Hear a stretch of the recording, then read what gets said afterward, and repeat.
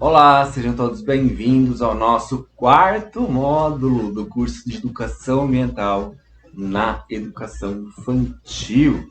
Lembrando a todos, esse é um curso de extensão, está vinculado ao meu estágio de docência na Educação Infantil, ou seja, é uma modalidade de extensão para o estágio supervisionado na Educação Infantil, ok? E hoje nós vamos falar um pouquinho, vamos falar bastante, né? Mais especificamente sobre como que a gente pode ver lá na Base Nacional Comum Curricular oportunidades de educação ambiental. Tá? Mesmo que a Base Nacional Comum Curricular, eu vou falar BNCC de agora em diante. Mesmo que a BNCC não fale explicitamente sobre educação ambiental, toda educação infantil, todo o desenvolvimento, o próprio desenvolvimento da criança, né, os primeiros passos, tudo ocorre no ambiente, tudo é uma interação com o ambiente. Então, todavia, obrigatoriamente, não há como separar, né, a educação ambiental nesse processo, nessa fase da educação infantil, em todas as fases do ensino. Então, sempre há oportunidade de se promover a educação ambiental. Então, nesse vídeo, a gente vai falar especificamente da BNCC para a educação infantil. Essa análise da BNCC também resultou um artigo que vai ser o meu trabalho de conclusão de curso, tá? Que está aqui ao lado. Tá? Esse artigo vai ser a base referencial para as nossas discussões de hoje e ele vai ser apresentado também, vai ter a sua apresentação, sua banca, e vocês todos estão convidados. Assim que eu tiver a data agendada certinho, eu vou passar para vocês. Beleza? Vamos dar sequência então. Outro ponto importante.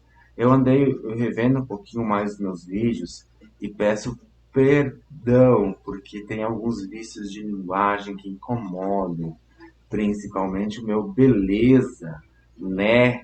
Daí, perdoem-me, tá? Vou tentar, tá? Vou tentar ser um pouquinho mais atencioso nesse aspecto da minha fala. No mais, agradeço todo mundo que já assistiu até aqui. Já tem aí umas 2 horas e pouco de vídeo e vocês estão contribuindo muito no meu trabalho. Agradeço todas as discussões que foram feitas aqui no YouTube, as discussões feitas lá no grupo do WhatsApp. Todas estão muito boas. E quem não participou ainda, sinta-se à vontade, está convidado a participar. Outra coisa, eu preciso comentar aqui no YouTube, preciso comentar lá no WhatsApp? Não.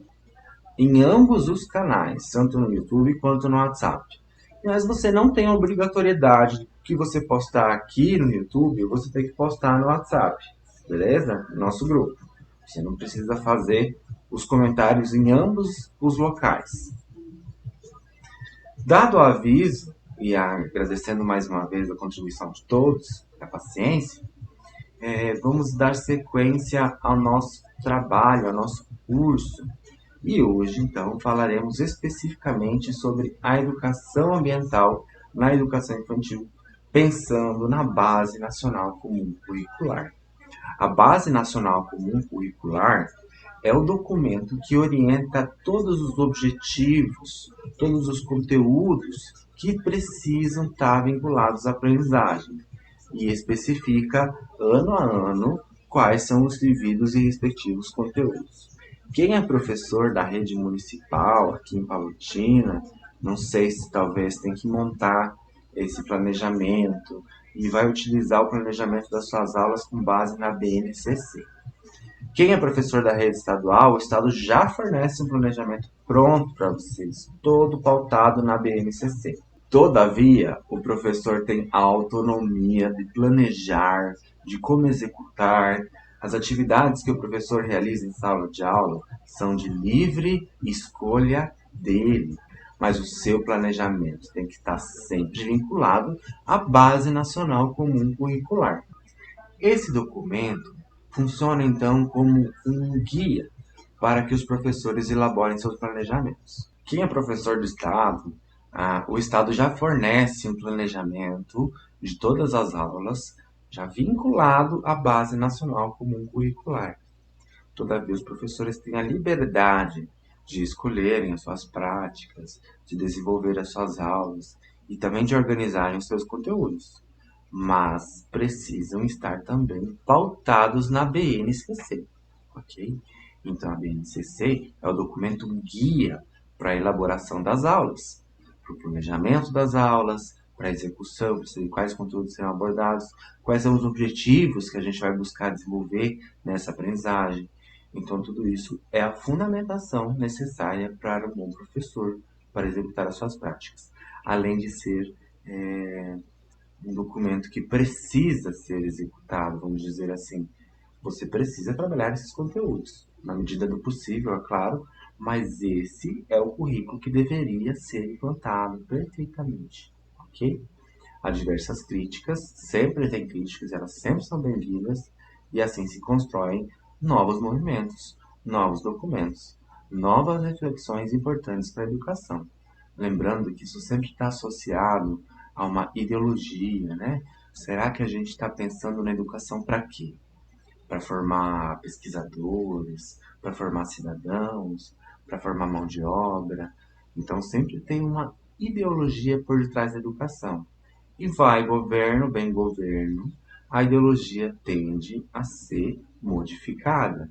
E, na medida do possível, as leis também são modificadas. É nesse contexto que vemos a BNCC aprovada em 2017 com um currículo mais tecnicista, ou seja, uma proposta de uma formação que forme cidadãos aptos para o mercado de trabalho, ou seja, uma formação que já no ensino médio vai além dos aspectos propedêuticos. O que são propedêuticos? Formar para o terceiro grau, formar para o vestibular, né? Formar para seguir adiante. Mas é uma educação que vai, em aspectos técnicos, desenvolver um trabalhador. Seja um trabalhador da tecnologia, um trabalhador da agropecuária, enfim, são diferentes áreas de especialização nos itinerários formativos do novo ensino médio. E o novo ensino médio é um produto da BNCC, com toda certeza. Então, nesse sentido, a gente vê aí mudanças na nossa formação que precisam ser refletidas. E para contribuir sobre a reflexão da educação ambiental na BNCC, da educação infantil, nós iremos fazer uma releitura da BNCC, destacando possíveis aspectos onde a discussão ambiental poderia ter sido melhor aproveitada, ou onde, em sala de aula, pode-se aproveitar os aspectos citados de uma perspectiva mais ambiental, mais educativa ambientalmente, uma perspectiva mais voltada para a educação ambiental. Estou falando especificamente sobre a educação infantil na Base Nacional Comum Curricular. A Base Nacional Comum Curricular, no que tange à parte da educação infantil, ela tem uma introdução, né, que demonstra como será o conteúdo, como será apresentado o conteúdo. A Base Nacional Comum Curricular da Educação Infantil possui como eixos estruturantes das práticas as interações e as brincadeiras, ou seja, as crianças, os processos de ensino-aprendizagem, as crianças, os seus professores, vão desenvolver o conhecimento, vão construir esse conhecimento através da interação com o meio, da interação com objetos, da interação com outros alunos, com outros indivíduos, e através das brincadeiras, através do lúdico, né? O lúdico é um mecanismo perfeito para se explorar valores ambientais. Após trazer os eixos estruturantes das práticas, a BNCC aprofunda um pouquinho sobre os direitos da aprendizagem e do desenvolvimento da educação infantil. Então, quais são esses direitos? Ela alavanca aí conviver, brincar, participar, explorar, expressar e conhecer-se, né? São esses os direitos. E podemos fazer algumas contribuições para a formação ambiental. Ao final de contas, a criança, ao conviver com diferentes alunos, com diferentes espaços, ela tem contato com a diversidade cultural dos seus colegas, dos professores, também da equipe, é importante ter essa interação. Então, é uma forma de aprender a respeitar um outro ambiente, seja um ambiente de culturas, de crenças, de religião. Isso também faz parte do ambiente. Ao brincar, a criança reconhece formas que compõem o ambiente. Na brincadeira, é possível estimular o quê? Conhecimento sobre animais, sobre vegetais, a importância deles, mas principalmente na educação infantil, é trazer esses elementos o mais próximo possível do ambiente onde se constrói o conhecimento. Então, a participação de animais, vai no zoológico, educação infantil? Não. Mas os brinquedos, as histórias, todos aqueles métodos, aquelas estratégias e aqueles instrumentos utilizados para a educação infantil pode estar vinculados com estimular o valor, a conservação, cuidar dos animais, cuidar das plantas, por que é importante, consumir menos. Tudo isso pode estar vinculado ludicamente nas brincadeiras, nos brinquedos, inclusive. Né? Participar, esse direito de participar das escolhas, participar do seu aprendizado. É claro que na educação infantil há limitações, mas a participação do planejamento, do que vai fazer, de quais brincadeiras, de quais momentos, né? Interagir com as crianças de modo que elas planejem também a sua rotina e trazer o tempo inteiro essa necessidade de quê? De saber quem que está cuidando da água, trazer esses questionamentos. Quem que cuida da natureza, né? Quem é a natureza? Essas reflexões já podem ser feitas com toda certeza lá na educação infantil. Então, essa participação da sociedade, se interessar pelo consumo, se interessar pelos recursos, se interessar, isso é uma participação, né? Explorar ambientes. Gente, explorar. A gente pode conhecer, explorar o nosso ambiente aqui, pode lá na educação infantil, no jardim. Todo espaço é um ambiente. Poder explorar as dimensões ambientais, do ar, da água, saber de que elas vêm de outros ambientes, tudo isso pode ser explorado, né? Explorar novas pessoas, explorar novas realidades. A expressão. A criança, quando ela está se expressando, seja através do desenho, da pintura corporal, da didática que seja, a expressão é uma forma de construir relação com o nosso ambiente. Porque na nossa expressão, a gente comunica para outras pessoas. A gente pode comunicar valores de conservação. Nós podemos expressar plantas, podemos expressar ambientes conservados, desde desenhos, de jogos. E o profissional da educação precisa saber promover essa expressão. Por isso é importante saber de educação ambiental. Por isso a necessidade também de formação continuada, para que a gente tenha esse insight. Nós não estamos aqui isolados da natureza. Isso é fundamental para que os profissionais saibam conduzir as suas práticas também. Então, respeitando a identidade de todas as crianças, valorizando os traços culturais, as suas etnias, as suas experiências próprias, a gente consegue fazer uma formação que seja mais valorativa, ou seja, que valorize a diversidade, que valorize a diversidade ambiental, que valorize a diversidade cultural, pois todos são componentes importantes dos ambientes. Nesse sentido, a BNCC traz a importância da criança ser um sujeito ativo no processo de ensino-aprendizagem. Tá? A criança não é mais um sujeito passivo. Lembra lá do construtivismo, que é a teoria mais aceita na psicologia da educação, a única que tem se comprovado através de experimentos, que tem se vinculado aos novos conhecimentos científicos sobre o funcionamento bioquímico, a comunicação das células, a forma como os pensamentos são construídos, como os conhecimentos, estava prevista na psicologia da educação por Piaget. E tudo que tem sido descoberto mais recentemente, mesmo anos após a morte de Piaget, tem contribuído para mais uma vez reforçarmos, mais uma vez pensarmos no conhecimento como um processo que ele é construído, ok? A gente não pode deixar de trazer as experiências, a realidade que essas crianças, que esses adolescentes têm na sua vida, na sua casa, no seu bairro, com a comunidade, com as pessoas, com a família. Tudo isso precisa ser a base para a construção de novos conhecimentos. Essa formação psicológica também é importante para os professores. Quantas reflexões foram possibilitadas na sua formação sobre o construtivismo? Sobre como as crianças, os adolescentes e também nós adultos construímos novos conhecimentos.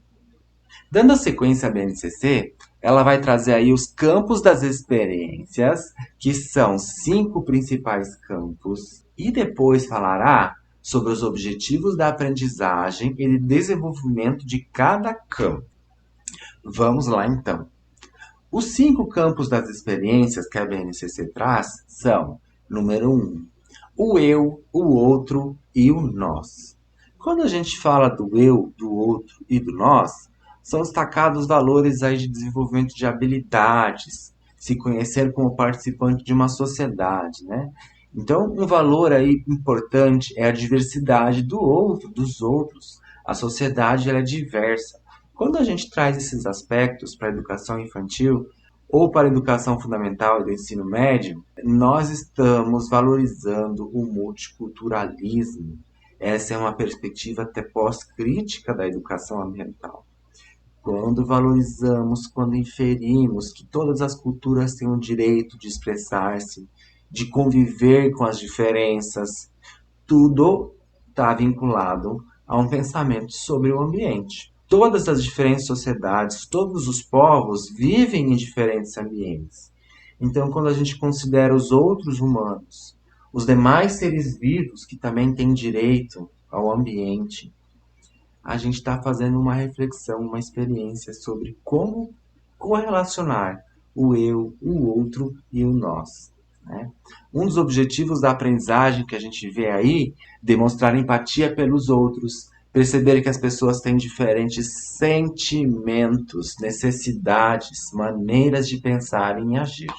Então já vou trazendo os objetivos da aprendizagem de cada campo das experiências. Então falamos do campo 1, o eu, o outro e o nós. Basicamente, a gente vê na oportunidade de valorizar o ambiente social. Só que o ambiente social ele também coexiste com outros seres vivos, com as plantas, com os animais de estimação, com os animais silvestres também, que em diversos momentos a gente pode ter contato. Então, essa reflexão que o outro e esse outro ser, o ser vivo, é importante, porque todos têm direito à vida. Não precisa nem explorar que é importante todos estarem bem para a gente viver, não precisa pensar nem no equilíbrio. Mas será que ele não tem direito à vida? Será que não tem direito a estar saudável? E se ele não estiver saudável? Será que tem interferência para a nossa vida, para o nosso alimento, para a nossa qualidade de vida, para nosso humor?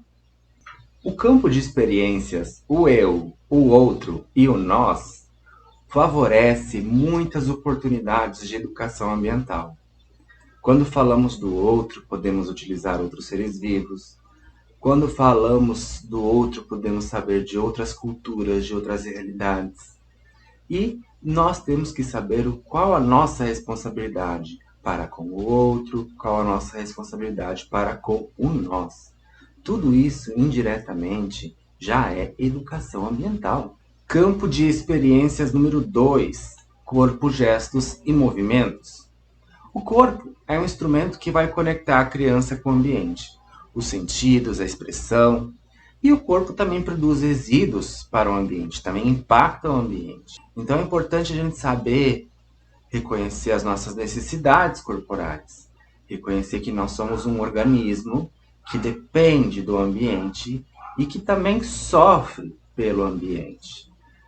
Cuidar do nosso corpo para que a gente não contamine ele com outros seres vivos, com micro-organismos. Cuidar do nosso corpo para que a gente não adoeça, para que a gente mantenha a nossa saúde. Esses cuidados, e que lá na educação infantil começam com a higiene, com pequenos detalhes de higiene, lavar a mão, lavar as partes íntimas, e esse cuidado com o corpo, tudo isso é educação ambiental, né? E nos movimentos a criança também vai se expressar.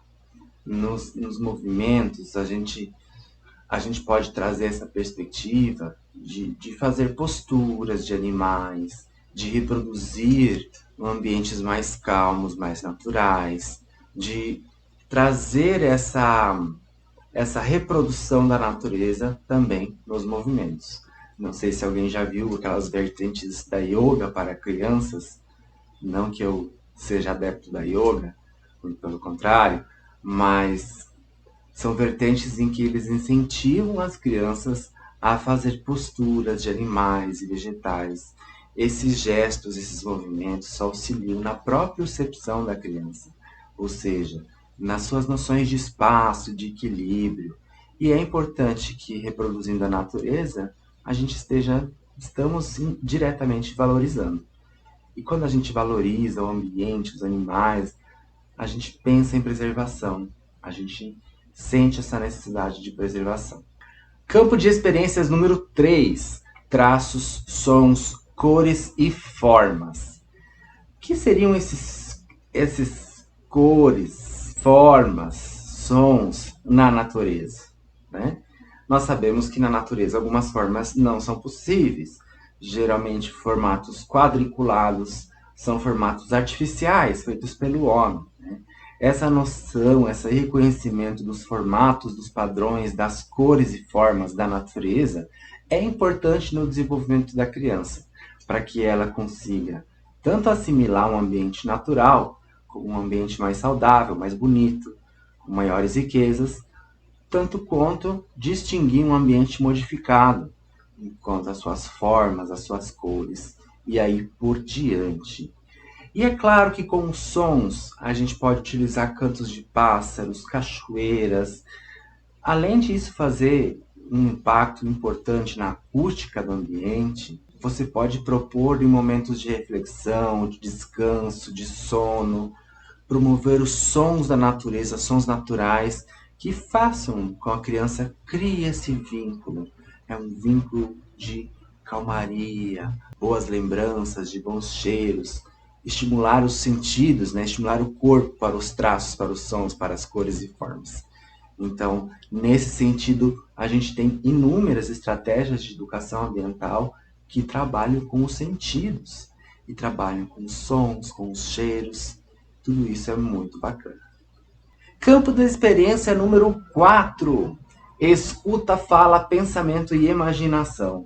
Então, pensando lá nas crianças, no brincar, no interagir, né?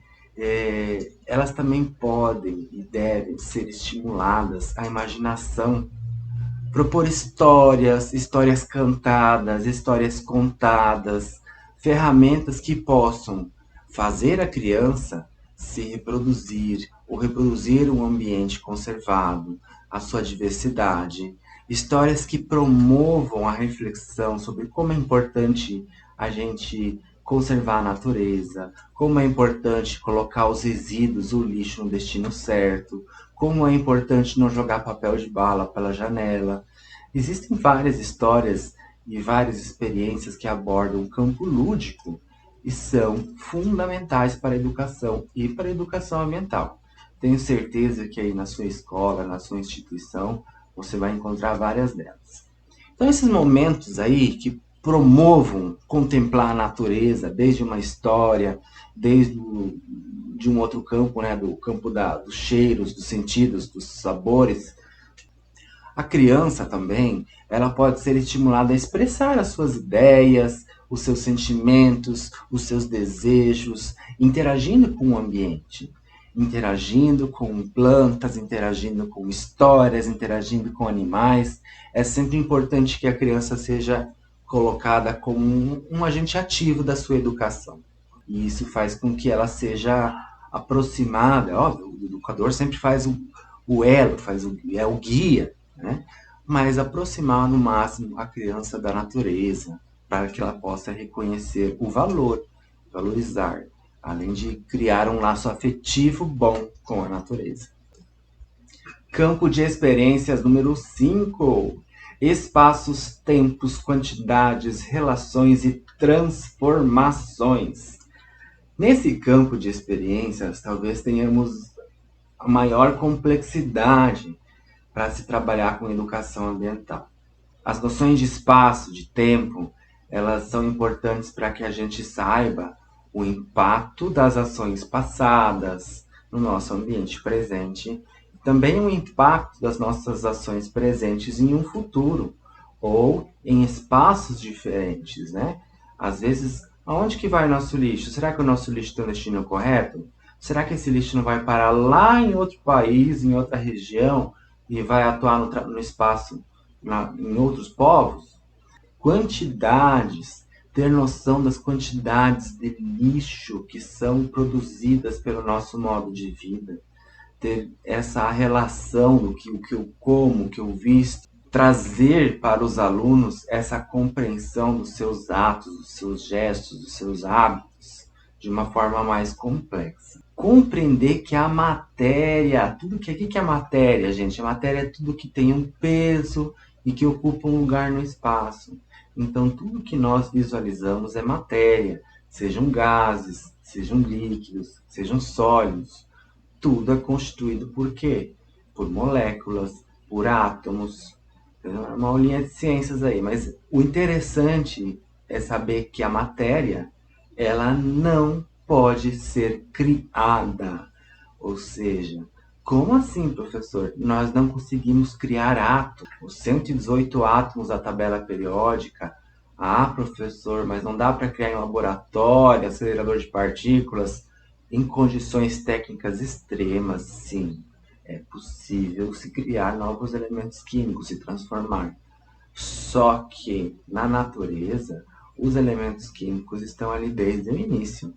A gente tem que lembrar que os mesmos materiais, os mesmos 118 elementos químicos que têm o mesmo modelo de átomo, certo? Todos eles são os mesmos desde a criação do universo. Não precisamos aprofundar no Big Bang, mas pense que desde a formação da Terra, desde que ela parou de ser uma bola de fogo, ela se transformou, ela se esfriou, mas os elementos químicos são os mesmos. Nós não mudamos elementos químicos. É possível em condições bem difíceis de se criar dentro da ciência, do conhecimento científico. Nós já conseguimos criar. O que é criar um elemento químico? É mudar a sua quantidade de prótons. O que são os prótons? São as cargas positivas no núcleo dos átomos, né? A gente sabe que o hidrogênio tem um próton, que o hélio, que é o segundo elemento da tabela periódica, tem 2 prótons, e aí por diante, tá? Sucessivamente até o maior elemento químico, que tem 118 prótons no seu núcleo. Esses elementos químicos se recombinam na natureza, mas a gente não cria eles. Nós temos os ciclos naturais, os chamados ciclos biogeoquímicos. O nitrogênio, que é o maior constituinte dos gases do ar. O nitrogênio está no ar, o nitrogênio está na raiz, o nitrogênio está no nosso DNA, está nas nossas proteínas, nos nossos músculos. Então, assim, o nitrogênio tem um ciclo, mas todo esse nitrogênio que está disponível no ar, no meu corpo, nos alimentos e no solo, está em ciclo o tempo inteiro. As moléculas, ou melhor, os átomos de nitrogênio que estão no meu corpo, provavelmente já estiveram em corpo de outros seres vivos, de outros animais, de outros vegetais. Esses átomos são incorporados pelas plantas, ou do sol, ou do ar, e são formados os açúcares. O que são os açúcares? São os alimentos das plantas. Não é só a sacarose que a gente conhece como açúcar, né? Que também é formada pela planta, mas tudo que constitui a planta é formado nessa absorção de nutrientes do solo, absorção de gases da atmosfera e utilização da energia solar. Então, assim, todos os elementos químicos, inclusive aqueles átomos que nós estamos respirando, obviamente eles já participaram do corpo de outros organismos. Essa noção de transformação da matéria é fundamental para que a gente compreenda como os diferentes impactos ambientais também interferem na vida humana, na qualidade de vida humana. Então, se a gente, por exemplo, não tiver mais fotossíntese equilibrada, não vai ter produção de alimentos. E a gente vai ter uma briga por alimento, uma competição. Sem alimentos, sem a produção, sem fotossíntese, é bem provável que a vida se extinga em pouco tempo. Então, essa noção de transformação da vida, que está tudo interconectado, é muito bacana e muito importante. Tá? Então, assim, os móveis, de que é feita essa cadeira, de que é feito esse copo, todo esse ambiente modificado, ele dá a oportunidade da gente compreender essas noções de transformação que ocorrem nos espaços em diferentes tempos, as relações de quantidade, relações de transformações nos materiais. Tudo isso é educação ambiental. Então, essa educação infantil, ela tem que promover o quê? Experiências que as crianças possam observar, manipular objetos, investigar e explorar ao seu entorno. Isso vai levantar hipóteses. As crianças devem consultar fontes com os professores, com os pais, buscar respostas, tudo, indagar, né, questionar, tudo isso vai ao encontro de um aluno ativo, de um aluno que constrói o seu conhecimento. Então, se a gente está falando de construir aluno ativo, o papel do professor é sempre correlacionar o conhecimento científico com a realidade do aluno. É fundamental. Sabe-se e já está comprovado que essa é a melhor forma de produzir novos conhecimentos, de construir novos conhecimentos. Nessa análise da BNCC, já é notável que falta muito abordar a questão ambiental. Não só citar a educação ambiental, não somente citar o componente ambiental, os componentes ambientais, porque é fundamental que essa educação esteja comprometida com a realidade, que a realidade não é essa realidade artificial construída, isso aqui é só uma parte. Então, promover que as crianças tenham contato com o ambiente, interajam com ambientes mais saudáveis, ambientes mais puros, mais naturais, mais conservados, é uma forma de se promover valores, de se sensibilizar, aproximar a criança, para que ela para que ela goste, para que ela tenha um bem-estar em um ambiente novo. E isso cria valores positivos em relação à natureza e à sua conservação. Então, a gente sempre tem que pensar na criança como um sujeito histórico. Ela tem direitos que foram historicamente constituídos, ela tem que se construir dentro da sua própria história, na sua interação, na sua relação com as práticas. Isso também é fundamental para que a gente ponha em prática o construtivismo, para que a gente leve em consideração práticas que sejam eficazes na construção de novos conhecimentos. A criança vai interagir, ela vai brincar, ela vai imaginar, ela vai fantasiar, ela vai desejar tudo que é possível de se fazer para incentivar um ambiente mais natural, para se ter essa conexão de vida, de natureza e sociedade. Sabe o que é essa conexão? É entender que a natureza, mesmo às vezes distante nos nossos modos de vida, ela está aqui, ela está subsidiando a nossa vida. Essa conexão é indissociável. Então, quando a criança vai questionar esses sentidos, vai trazer para argumentação todas essas questões relacionadas ao meio ambiente, ao seu cotidiano, né? Ela vai construindo a sua história, ela vai construindo sentidos e ela vai construindo a própria cultura, a sua própria cultura se vê construída e modificada. Podemos concluir que a criança ela não pode ser passiva da sua aprendizagem. Ela precisa ser um sujeito ativo, ela precisa interagir no meio, interagir com o ambiente. E isso faz com que ela construa saberes e relações com esse ambiente. O professor da educação infantil, portanto, é responsável de oportunizar a construção de saberes, de valores e de condutas que vão promover a conservação da natureza. Outro ponto importante de salientar é que o professor na educação infantil, ele é um modelo o tempo inteiro. As crianças aprendem através do modelo. Não estou querendo ser pragmático e dizer que as crianças precisam ver a prática para somente assim formar conhecimentos, conteúdos. Mas, com toda certeza, as crianças se espelham nos seus pais, nos seus professores, em toda a equipe da escola. Então, saber organizar o lixo, ser um exemplo de cuidado com o próprio corpo, um exemplo de cuidado com o seu ambiente local e um exemplo de reflexão com os demais ambientes que constituem o nosso universo.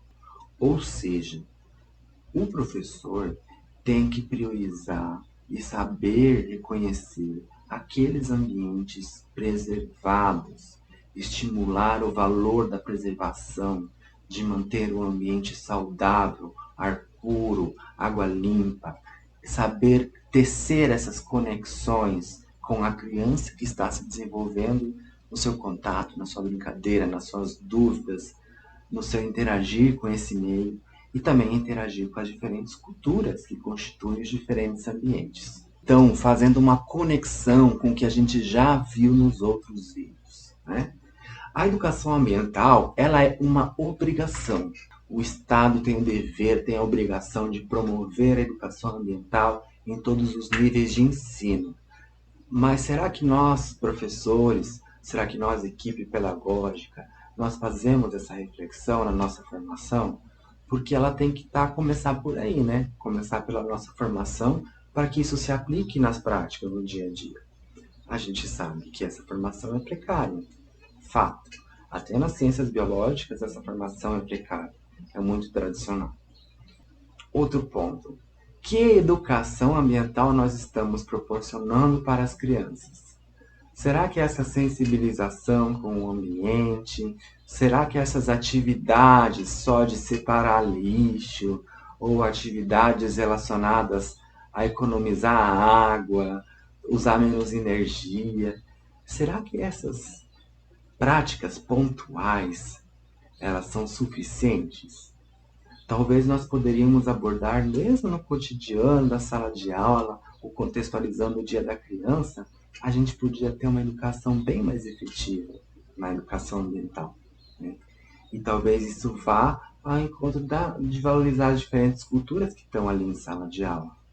Muitas vezes as escolas valorizam a cultura italiana, a cultura alemã, dos colonizadores, mas não valorizam a cultura indígena, a cultura afro, dos também colonizadores que vieram antes desses movimentos europeus. Então, às vezes, a educação ambiental, se promover essa realidade, esse contexto ambiental, é mais simples do que se pensa. E vai mais ao encontro de uma educação cidadã que promova a equidade, que promova a reflexão, que promova a conexão com os diferentes ambientes, do que realmente ensinar as cores da coleta seletiva. Será que nós estamos sendo muito supérfluos na nossa abordagem? Será que no nosso dia a dia a gente tem noção dos nossos impactos? De forma crítica? E quando eu falo de forma crítica, eu suscito algumas questões, né? Alguns conhecimentos. Não adianta você escovar os dentes rápido num país que polui muita água para produzir commodities. É hipocrisia a gente viver da produção, o Brasil viver da produção agrícola poluente, porque ela ainda polui muito, ela pode ser melhor, com toda certeza. Mas a gente tem que questionar a questão econômica. Infelizmente, no Brasil, as nossas commodities, o que nos fornece dinheiro, é agricultura e pecuária. E agricultura e pecuária são extremamente poluentes. São fundamentais? São. Até que ponto a gente tem que investir em tecnologias para a agricultura e para a pecuária de forma mais crítica? Até que ponto a gente tem que pensar no desenvolvimento da agricultura e da pecuária conservando a Amazônia? Então, todas essas reflexões que são dignas do nosso território, que são dignas da nossa realidade, elas podem ser priorizadas. Só que elas precisam ser priorizadas para os educadores, que são educadores ambientais. É importante a gente saber se a gente está sendo muito simples no nosso discurso, está ensinando coisinha. Será que a gente pode ser um pouquinho mais crítico, pensar numa formação cidadã? Assim, ó, você tem que modificar a sua realidade. Como que isso pode ser? Como que está a sua realidade? Como que é o seu contexto, o seu dia a dia? Acho que a escola, ela deveria se preocupar com essas questões. Uma escola que se preocupa com essas questões é uma escola participante da vida do aluno. É uma escola que, por obrigação, tem um profissional psicólogo. É uma escola que tem vínculo com os demais atores da saúde, da assistência social, do planejamento urbano, com todos. É uma escola conectada. A escola precisa estar, ela tá inserida no seu meio para fazer a diferença, para modificar. E a gente sabe que não é fácil, por N motivos. Seja pelos conteúdos que a gente é obrigado a cumprir, seja pelo ambiente que é difícil, às vezes sem recursos, às vezes com muitos alunos, com muita indisciplina. São N questões. Mas também é importante fazermos a reflexão ambiental. E aí surgiu uma pergunta lá no grupo. Eu não entendi claramente essa questão do movimento ambientalista e da educação ambiental. Não conseguiu diferenciar. Pode ter ficado confuso mesmo. Então, é um ponto de salientar. O movimento ambientalista, ele é um movimento que surge da sociedade civil. O que é a sociedade civil? São representantes de associações, representantes dos cientistas, são representantes de sindicatos, são todas aquelas pessoas que participam da sociedade em diferentes aspectos e que representam outras. A gente elege representantes para isso, conselhos comunitários e por diante. Então, isso é sociedade civil. Mas ela, na base da sua gênese, pensando lá no início do movimento ambientalista, ela era constituída principalmente por cientistas, certo? Cientistas das ciências biológicas, cientistas da geografia, químicos, biólogos, físicos, que estavam reconhecendo um hiperaquecimento. E esse hiperaquecimento era preocupante. Além disso, eles também constataram que as bombas nucleares poderiam aniquilar todo o planeta, toda a vida do nosso planeta. Era importante que o mundo se unisse em prol do meio ambiente, ou seja, que o mundo tentasse poluir menos, assinasse, articulasse, se organizasse para garantir a sobrevivência da espécie e do nosso planeta. Então, esse é o surgimento do movimento ambientalista. Hoje em dia, a educação ambiental, como um campo de ensino, de pesquisa, de reflexão, está dentro do campo ambientalista. Mas a educação ambiental, ela surge logo no início, nas primeiras conferências. Por quê? Porque nessas conferências fica destacado a importância de educar ambientalmente. Então, a educação teria esse compromisso de formar cidadãos críticos o suficiente para preservar o ambiente. Então, aí surge o que seria a educação ambiental. E isso ocorre lá na primeira conferência de Estocolmo. Tá? Outra questão. A educação ambiental, então, ela surge nos documentos. No nosso, por exemplo, até antes da própria Constituição de 1988, já tem uma citação da educação ambiental. E na Constituição tem uma boa citação da educação ambiental. Então, tudo isso surge como um campo, como uma necessidade que os professores têm que construir. Só que daí a gente tem que desenvolver mais política. Tem que ter especificado o que tem que ser dito, sobre o que falar, em quais cursos e tal, tal, tal. Aí surge a Política Nacional de Educação Ambiental, as diretrizes curriculares da educação ambiental, e isso se desenvolve como um campo de pesquisa. Em alguns cursos de formação de professores, há a disciplina de educação ambiental. Se não houver, ela precisa estar intrínseca dentro das ementas, dos conteúdos, dos currículos. Tá? Então, isso é educação ambiental. Ela não é só uma atividade pontual, mas a atividade pontual, dia do índio ou do dia da árvore, também faz parte da educação ambiental. Só que talvez seja uma coisa mais simples, mais tradicional. Tá? E para a gente pensar criticamente, para a gente promover a mudança, a gente tem que ir além. A gente tem que questionar a sociedade, a gente tem que questionar a economia, a gente tem que questionar aspectos muito amplos. E a gente precisa se pautar em bons professores, bons intelectuais que tenham noção do que estão falando. Não dá para a gente saber de economia e política e não sei o quê, mas a gente pode ser um sujeito que sabe se informar.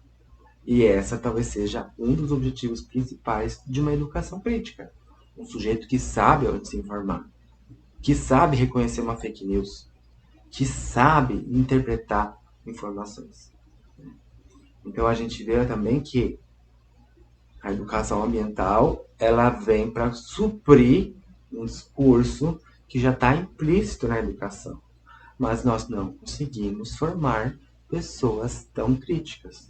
Infelizmente, nós não conseguimos, com o ensino fundamental e médio, formar uma massa totalmente crítica e pensante. Muitas são as oportunidades, muitos são os sucessos e muitos são os desafios.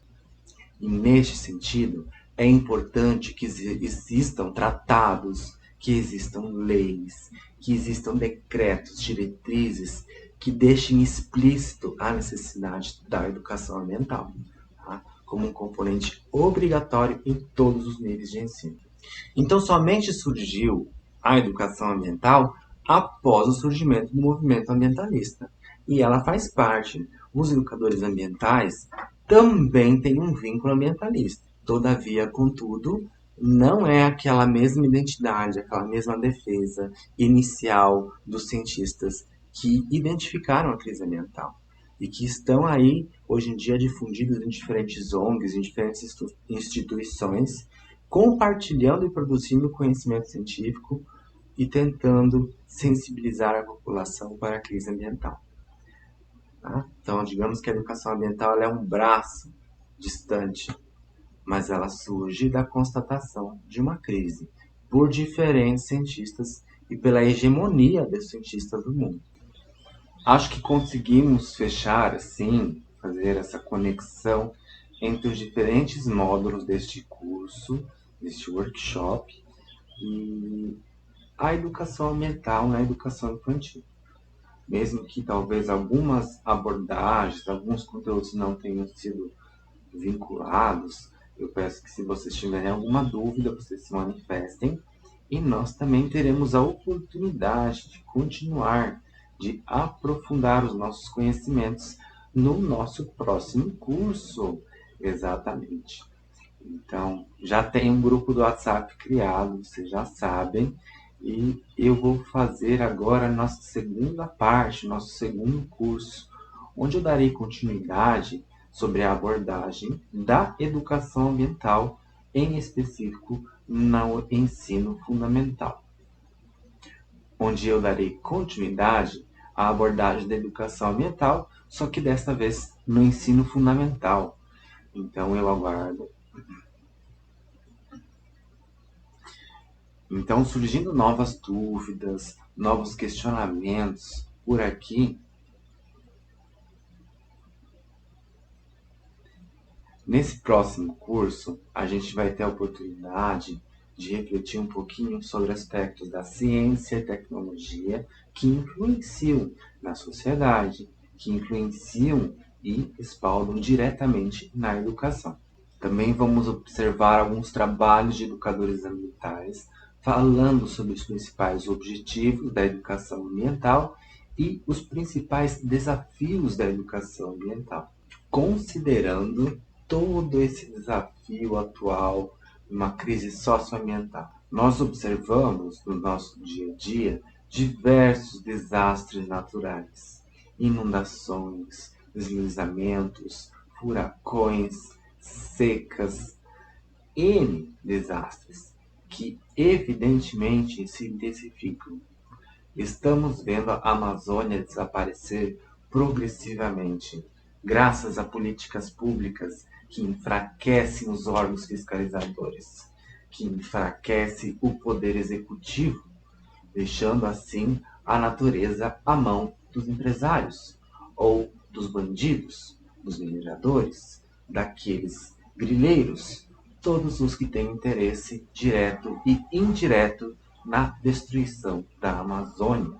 Geralmente, né, quando se destrói a Amazônia, é utilizado para gado temporariamente ou para soja, mas tende a ser transformado em monocultura de soja.